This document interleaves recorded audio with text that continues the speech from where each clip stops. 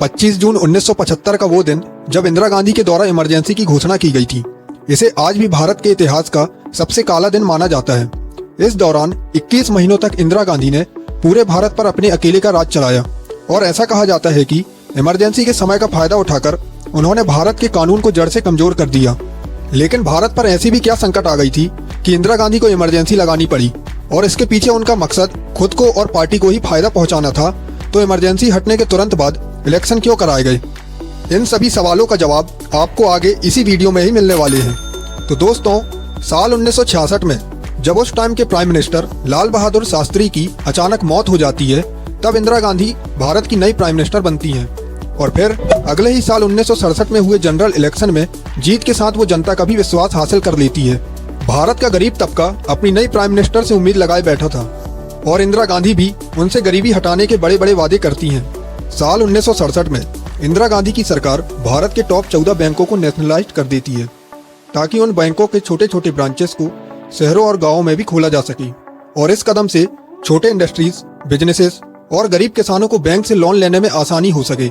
लेकिन उस time ground level पर करप्शन इतना ज्यादा था कि इंदिरा गांधी के इस फैसले से गरीबों को कोई फायदा नहीं मिल पाता है।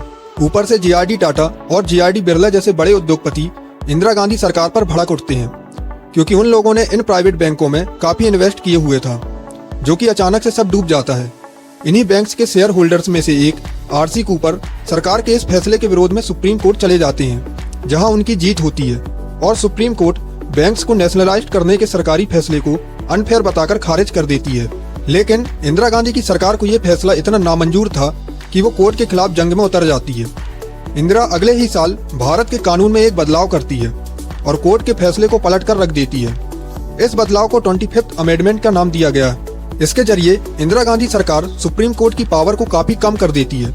इसके कुछ सालों के बाद दोबारा से सुप्रीम कोर्ट और इंदिरा गांधी की सरकार की टक्कर होती है, जब प्रिवी पर्स का मामला सामने आता है। असल में दोस्तों, आजादी के टाइम सभी राज्यों को भारत में मिलाने के लिए भारत के लीडर्स ने राजाओं और महाराजाओं को ये वादा किया था कि उनके परिवार को हर महीने भारत सरकार की ओर से कुछ अमाउंट दिया जाएगा, और इसे ही उस टाइम पर प्रिवी पर्स कहा जाता था। इंदिरा गांधी प्रिवी पर्स कानून को खत्म करना चाहती थी, क्योंकि अब राजा महाराजाओं को फ्री में पैसे देने की कोई जरूरत नहीं है।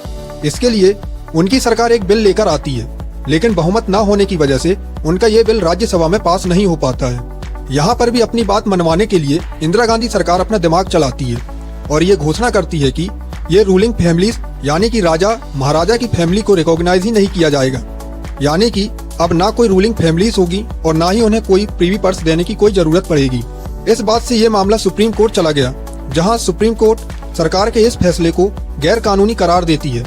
लेकिन पिछली बार की तरह इस बार भी इंदिरा गांधी की सरकार चुप नहीं बैठती और 1971 में भारत के कानून में 26 अमेंडमेंट बिल लाया जाता है, जिसके बाद में प्रिवी पर्स को हटाकर कोर्ट के फैसले को रिवर्स कर दिया जाता है। इसी साल देश में एक बार फिर से इलेक्शन होते हैं और इंदिरा गांधी पूर्ण बहुमत के साथ सरकार बनाती हैं। दोबारा सत्ता में आने के बाद इंदिरा गांधी पर पावर और पॉलिटिक्स का भूत सवार हो जाता है और फिर ऐसे ऐसे डिसीजन लेती हैं जिससे वो भारत पर कंप्लीट कंट्रोल जमा सकें। इंदिरा गांधी राज्यों के लिए सिर्फ उन्हीं चीफ मिनिस्टर्स का चुनाव करने लगती हैं जो कि उनके और उनकी फैमिलीज के ज्यादा करीब हों, ताकि वो राज्य सरकारों को भी आसानी से अपने इशारों पर नचा सकें। अब दोस्तों, इसी साल यानी 1971 में भारत पाकिस्तान का वॉर भी होता है, जिसमें भारत पाकिस्तान को बुरी तरह से हरा देता है। लेकिन दूसरी तस्वीर ये भी थी, वॉर की वजह से भारत की आर्थिक स्थिति पर गहरा फर्क पड़ा, जिससे महंगाई आसमान छूने लगी और लोगों को लगता है कि इंदिरा गांधी ने जो महंगाई हटाने के वादे किए थे वो सब झूठे थे। साथ ही इस टाइम कांग्रेस पूरे भारत की सत्ता को कंट्रोल कर रही थी, तो इस पार्टी के कई बड़े बड़े नेता अपनी जेब भरने के लिए करोड़ों के घोटालों को अंजाम दिया करते थे। 1974 में गुजरात की सीएम चिमनभाई पटेल पर भी ऐसे ही एक घोटाले का आरोप लगता है, जिसके बाद से गुजरात के रहने वाले लोग भड़क जाते हैं और बड़ी तादाद में सड़कों पर उतरकर चिमनभाई पर सरकार को हटाने की मांग करने लगते हैं। समय रहते मांग पूरी न किए जाने पर यह आंदोलन इतना ज्यादा बढ़ जाता है कि आंदोलन के नाम पर बसें जलाना, शॉप को लूटना और पुलिस पर हमला करना जैसे बहुत सारे अनएथिकल काम होने लगते हैं। हिंसा से भरे इस आंदोलन को नव निर्माण आंदोलन का नाम दिया गया था, जिसके बाद से आखिरी में इंदिरा गांधी के पास कोई ऑप्शन नहीं बचता और वो गुजरात के कांग्रेस की सरकार को गिरा देती है। इसी दौरान देश के दूसरे कोने बिहार में भी करप्शन काफी ज्यादा बढ़ चुका था। और फिर ऐसे में जब बिहार लोग ये देखते हैं कि गुजरात में हुए आंदोलन की वजह से वहां कांग्रेस की सरकार को भंग कर दिया गया है, तो फिर अब बिहार के लोगों की हिम्मत काफी ज्यादा बढ़ जाती है। और फिर 1974 में ही बिहार के स्टूडेंट्स के द्वारा एक नॉन वायलेंट प्रोटेस्ट की शुरुआत होती है, जिसे जेपी नारायण लीड करते हैं। और इस मूवमेंट को जेपी मूवमेंट का नाम दिया गया था। इसमें प्रोटेस्टर्स की मांग ये होती है कि बिहार में भी कांग्रेस की सरकार को डिसॉल्व कर दिया जाए। वहीं दूसरी तरफ इसके एक साल पहले यानी कि 1973 में पूरी दुनिया में आए भयानक ऑयल क्राइसिस की वजह से 1974 आते आते क्रूड ऑयल की कीमत 300% बढ़ जाती है, जिससे भारत की जनता काफी ज्यादा परेशान हो जाती है। और फिर इसी साल जॉर्ज फर्नांडिस नाम के अपोजिशन लीडर वर्कर्स के साथ मिलकर 3 दिन के रेलवे स्ट्राइक करवाते हैं, ताकि रेलवे वर्कर्स को बेटर वर्किंग एनवायरनमेंट और बेटर सैलरी दी जाए। इस आंदोलन में 17 लाख रेलवे वर्कर्स हिस्सा लेते हैं, जिससे ये रेलवे स्ट्राइक दुनिया का सबसे बड़ा इंडस्ट्रियल स्ट्राइक बन जाता है।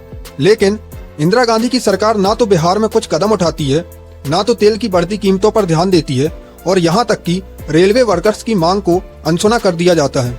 इंदिरा गांधी को ये डर था कि अगर वो ऐसे ही हर राज्य और हर तबके की मांग को मानती रही तो फिर देश से कांग्रेस का नामो निशान मिट जाएगा और फिर वो अपनी गद्दी खो बैठेंगी।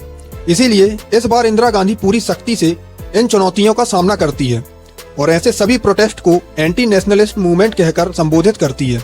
साल 1975 आते आते हालात बेहद खराब हो चुकी थी। महंगाई आसमान छूने लगी थी और हर जगह जगह सरकार के खिलाफ प्रोटेस्ट किए जा रहे थे। लेकिन इंदिरा गांधी की बुरी किस्मत के लिए सिर्फ इतना ही काफी नहीं था, क्योंकि अब उन्हें वो झटका लगने वाला था जिसके बारे में उन्होंने कभी कल्पना भी नहीं की थी।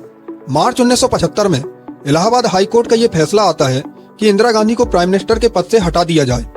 असल में दोस्तों, पिछले 2 सालों से इलाहाबाद हाई कोर्ट में इंदिरा गांधी के खिलाफ एक केस चल रहा था, जिसका फैसला उनके खिलाफ आ जाता है। इंदिरा गांधी के खिलाफ इस केस को राज नारायण ने फाइल किया था, जो कि सोशलिस्ट कैंडिडेट थी, और ये 1971 के इलेक्शन में इंदिरा गांधी के अपोजिशन में खड़े हुए थे। राज नारायण का मानना था कि इंदिरा गांधी ने अवैध रूप से 1971 इलेक्शन जीता था। तब वैसे तो इस बात को साबित करने के लिए राज नारायण ने इंदिरा गांधी के खिलाफ 14 बड़े बड़े क्राइम्स रिपोर्ट किए थे, लेकिन जांच होने पर इन पर सिर्फ 2 क्राइम्स के लिए इंदिरा गांधी को दोषी पाया जाता है। यहाँ पर आप जानकर शॉक हो जाएंगे कि जिन 2 क्राइम्स में इंदिरा गांधी को दोषी पाया जाता है वे बेहद ही छोटे क्राइम्स थे, जिनमें से पहला क्राइम ये था कि इंदिरा गांधी का election agent Yashpal Kapoor election के टाइम पर भी एक गवर्नमेंट एम्प्लॉय थी, जो कि चुनाव के नियमों के खिलाफ था। और इंदिरा गांधी का दूसरा क्राइम ये था, उन्होंने यूपी सरकार की मदद लेकर अपने भाषण को लेकर बहुत ऊंचा सा स्टेज बनवाया था। अब जैसा कि आप समझ ही पा रहे होंगे कि ये दोनों ही क्राइम इतने बड़े नहीं थे कि एक पीएम को उसके पद से हटा सके, लेकिन अनुमान लगाया जाता है कि पहले कई बार जब इंदिरा गांधी ने कोर्ट के फैसले को रिवर्स कर दिया था, तो अब इंदिरा गांधी के खिलाफ लिया गया कोर्ट का ये फैसला कोर्ट की तरफ से इंदिरा के मुंह पर एक तमाचा सा था। खैर, सच जो भी हो, लेकिन इंदिरा गांधी ने अपनी हार एक्सेप्ट नहीं की और हाईकोर्ट के इस फैसले के विरोध में सुप्रीम कोर्ट में अपील दर्ज की। वहीं दूसरी तरफ अपोजिशन पार्टी वालों ने इस बात का पूरा फायदा उठाया और वे सड़कों पर उतरकर डिमांड करने लगे कि इंदिरा गांधी को अपने पद से तुरंत ही रिजाइन कर देना चाहिए। इसी बीच बिहार का जेपी मूवमेंट भी तेजी पकड़ लेता है और जेपी नारायण अपोजिशन पार्टी के साथ मिलकर इंदिरा गांधी का विरोध करने लगती है। अब दोस्तों, ये सब हो ही रहा होता है किसी बीच 24 जून 1975 को सुप्रीम कोर्ट में इंदिरा गांधी के इस फैसले की सुनवाई होती है, जिसमें सुप्रीम कोर्ट ये फैसला करती है कि इंदिरा गांधी अगले 6 सालों तक इलेक्शन में खड़ी नहीं हो सकती, लेकिन कोर्ट की अगली सुनवाई तक इंदिरा गांधी प्रधानमंत्री बनी रहेगी। इस जजमेंट को सुनते ही अपोजिशन पार्टी के लोग भड़क उठते हैं और फिर वे और जोर शोर से प्रोटेस्ट करने लगते हैं। वहीं दूसरी तरफ जेपी नारायण स्टूडेंट्स को भी प्रोटेस्ट करने के लिए कहते हैं और उन्हें पुलिस की बात न सुनने की भी हिदायत दी जाती है। यानी कि देखा जाए तो एक तरह से भारत के लाखों लोग अपने अपने पॉलिटिकल लीडर्स की बात मानकर इंदिरा गांधी के विरोध में उठ खड़े होते हैं। अपनी गद्दी जाते हुए देखकर बिना किसी देरी किए इंदिरा गांधी भारतीय कानून के आर्टिकल 352 में लिखे एक लाइन का इस्तेमाल करते हुए पूरे भारत में इमरजेंसी लगा देती है। असल में दोस्तों, भारतीय कानून के आर्टिकल 352 में ये लिखा था कि भारत के राष्ट्रपति भारत में उस वक्त इमरजेंसी घोषित कर सकते हैं जब भारत की सुरक्षा को वॉर, एक्सटर्नल और इंटरनल डिस्टर्बेशन से खतरा हो। और इस तरह इंदिरा गांधी ने इंटरनल डिस्टर्ब शब्द का इस्तेमाल करते हुए उस समय के राष्ट्रपति फखरुद्दीन अहमद अली से ये रिक्वेस्ट करी कि वे भारत में इमरजेंसी लागू कर दे, क्योंकि उस समय भारत आंतरिक रूप से पूरी तरह से डिस्टर्ब था। राष्ट्रपति भी उनकी मांग को मान लेते हैं और इंदिरा गांधी के कोर्ट के फैसले की सुनवाई के अगले ही दिन यानी कि 25 जून की रात को पूरे देश में इमरजेंसी लगा दिया जाता है। अब दोस्तों, इमरजेंसी का मतलब आप सबको पता है कि इसमें सारे पावर राष्ट्रपति के हाथों में चली जाती है। लोगों से उनका फंडामेंटल राइट्स छीन लिए जाते हैं और सरकार जब चाहे किसी को भी जेल में डाल सकती है। इमरजेंसी अनाउंस्ड होने के कुछ घंटों के अंदर ही जॉर्ज फर्नांडिस, चौधरी चरण सिंह, मोरारजी देसाई, लाल कृष्ण आडवाणी और जेपी नारायण जैसे कई अपोजिशन लीडर्स को अरेस्ट कर लिया जाता है। सरकार रात में पूरे दिल्ली की बिजली काट देती है ताकि अगले दिन कोई भी न्यूज़पेपर में इस खबर को ना छाप सके। और इसके अगले सुबह ही इंदिरा गांधी ये अनाउंसमेंट करती है कि राष्ट्रपति जी के द्वारा देश में टेम्परेरी इमरजेंसी लगा दी गई है। वो कहती हैं कि जब से उन्होंने प्रधानमंत्री पद को संभाला है और लोगों की भलाई के लिए कदम उठाए हैं, तब से उनका विरोध किया जा रहा है और उन्हें हटाने की साजिश हो रही है। इंदिरा गांधी के शब्दों में कहें तो प्रजातंत्र के नाम पर प्रजातंत्र को ही नकारने की कोशिश करी जा रही है। दोस्तों, इसके बाद आने वाले 21 महीनों में भारत के लोगों के साथ जो कुछ भी होता है उसे आज भी भुला पाना नामुमकिन है। लोगों से उनसे मूलभूत अधिकार छीनने के साथ साथ 1 लाख से भी ज्यादा लोगों को ओवर क्राउडेड जेल में ठूस दिया जाता है, जिनमें पॉलिटिकल लोगों के साथ साथ क्रिमिनल्स और इलीगल काम करने वाले लोग भी शामिल होते हैं। इसे देखते हुए कई सारे एक्टिविस्ट और पॉलिटिकल लीडर्स अंडरग्राउंड हो जाते हैं। कुछ नरेंद्र मोदी जी की तरह सिख का वेश धारण कर लेते हैं। आरएसएस जैसे ऑर्गेनाइजेशन को बैन कर दिया जाता है और फिर आने वाले इलेक्शन को डिले करा दिया जाता है। और इसके साथ ही जो भी कांग्रेस लीडर इमरजेंसी और इंदिरा गांधी के विरोध में बात करते हैं, उन्हें कांग्रेस पार्टी से रिजाइन करवाकर उन्हें अरेस्ट कर लिया जाता है।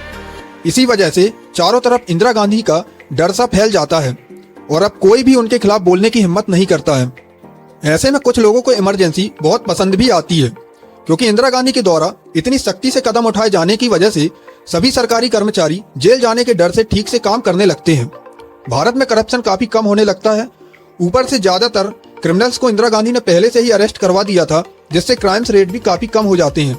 लेकिन दोस्तों, लोगों की यह खुशी भी ज्यादा दिनों तक नहीं रही, क्योंकि इसी बीच इंदिरा गांधी कुछ ऐसा करती हैं जिससे भारतवासियों के लिए किसी सदमे से कम नहीं था। भारत की बड़ी जनसंख्या को कंट्रोल में लाने के लिए इंदिरा गांधी के बेटे संजय गांधी को सामूहिक नसबंदी की जिम्मेदारी दे दी गई, जिसके बाद से संजय गांधी इस काम को काफी ज्यादा सख्ती से लेते हैं और बड़ी बेरहमी के साथ 1 साल के अंदर ही लगभग 60 लाख भारतवासियों को पकड़ पकड़ कर उनकी जबरदस्ती नसबंदी करा दी जाती है।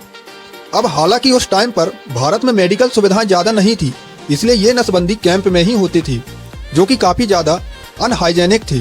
इसी वजह से नसबंदी कराने वाले कई सारे लोग बीमार पड़ गए और ना जाने कितने सारे लोगों की मौतें हो गई। ये नेगेटिव बातें ज्यादा फैल नहीं सकी, क्योंकि इंदिरा गांधी ने पहले ही मीडिया को अपने कंट्रोल में ले लिया था। और दोस्तों, फाइनली 21 महीनों के बाद 21 मार्च 1977 को जब सारा माहौल इंदिरा गांधी के कंट्रोल में होता है, तब उनके द्वारा इमरजेंसी को खत्म कर दिया जाता है।